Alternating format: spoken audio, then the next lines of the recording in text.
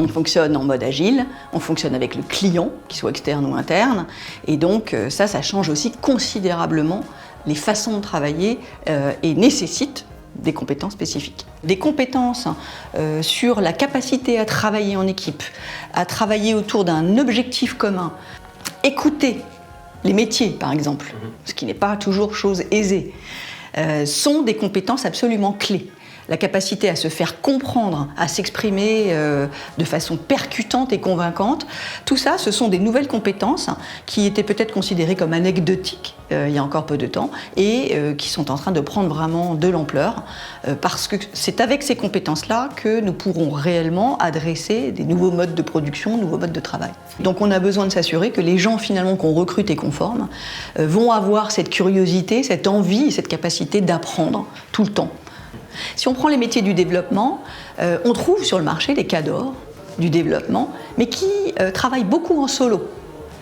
Ces gens-là n'ont pas forcément leur place et n'apporteront pas forcément la valeur qu'on attend dans une organisation où finalement le collectif est plus important qu'une performance individuelle. Et donc ça permet d'aller chercher des profils différents.